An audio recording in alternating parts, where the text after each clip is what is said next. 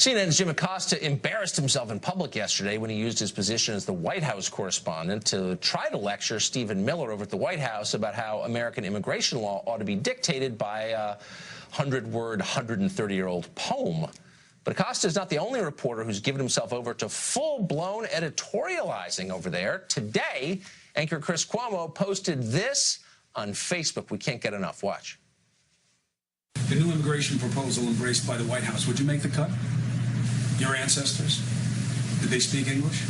Did they make enough money to pay for their own health care? Were they high-skilled laborers?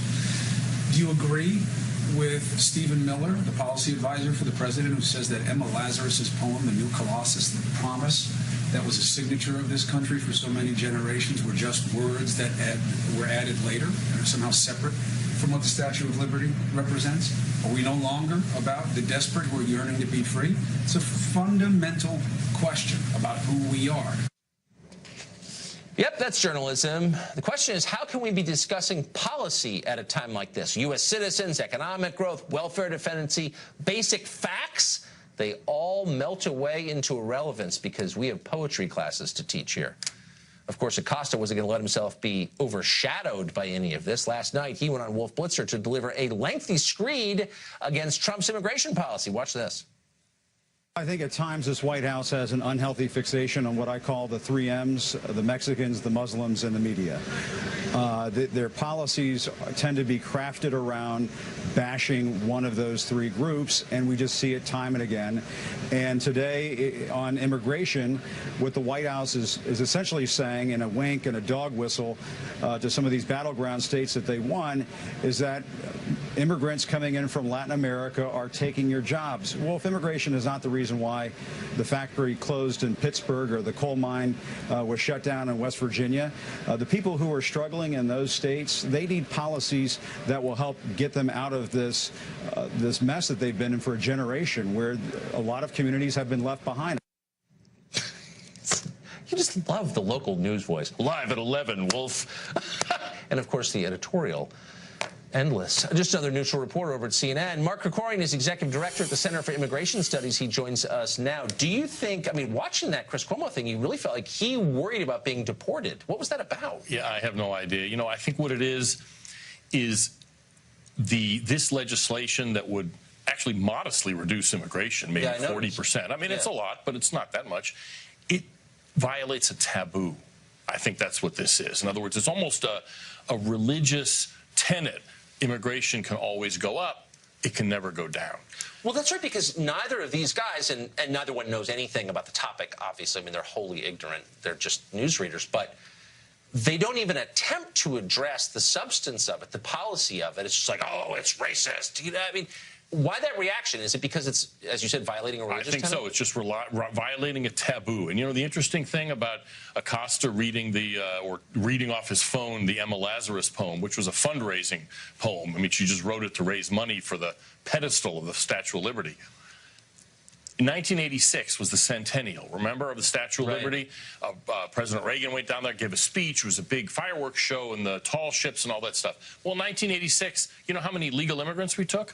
About 600,000, which is pretty much what this Cotton-Purdue legislation would take our immigration to. So were we un-American in 1986 when we were celebrating the centennial of the Statue of Liberty? It's funny, because you can track pretty easily, and I don't think there's a necessarily, you know, a pure correlation, but you can track the rise of cheap immigrant labor to the decline of the fortunes of the middle class. It certainly is overlapped. For sure. And now there's a lot of things that are going to be responsible for less skilled workers, especially, as well as middle class workers, seeing stagnation or even drop in their wages. Globalization, there's a lot of things going on.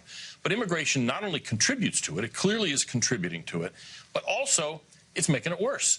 In other words, if things are bad, if we have, for instance, the highest percentage of our working age population that isn't working, it's not even looking for work, how is it helping things to import more people from abroad? When the Democratic Party represented the middle class, people like Barbara Jordan would make that point a lot. They weren't racists, obviously, but they cared about working people. Now, I watch these guys, and they're basically making a case on behalf of their own privileged class and all their neighbors who enjoy cheap household labor. and they don't even care about the effects on the rest of the country. It really shows how radicalized the Democratic Party has become. I'm glad you mentioned Barbara Jordan, civil rights icon, first woman, black woman elected to Congress from the South. She was the chairman of an immigration commission 20-plus years ago, and basically every recommendation in that report that her commission issued is reflected in the legislation that was just unveiled this week. So, you know, was Barbara Jordan a white nationalist? I mean, it's silly because they're not engaging in argument. It's just a kind of knee-jerk emotional reaction.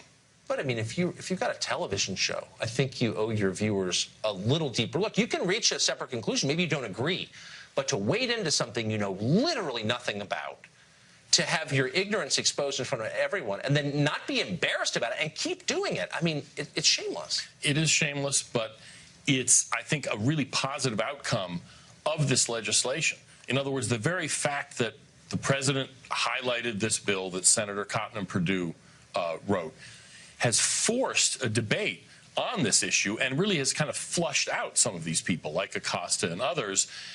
I think it's actually quite useful because remember back when there was that Gang of Eight bill, this was 2013 now, the thing that McCain and other people were pushing, that bill would have doubled legal immigration. In other words, instead of cutting it, would have doubled it. But none of the supporters ever talked about it. They made sure they never mentioned it. No. They never made a case for it. They never said this is why this is good. No reporter ever asked them. No. And so if this bill that was just introduced this week does nothing else, it's going to make people address that issue. Yeah, let's have the debate. And if you think we should have unlimited immigration, you know, explain why. Mark, thank you. Thank you, Tucker.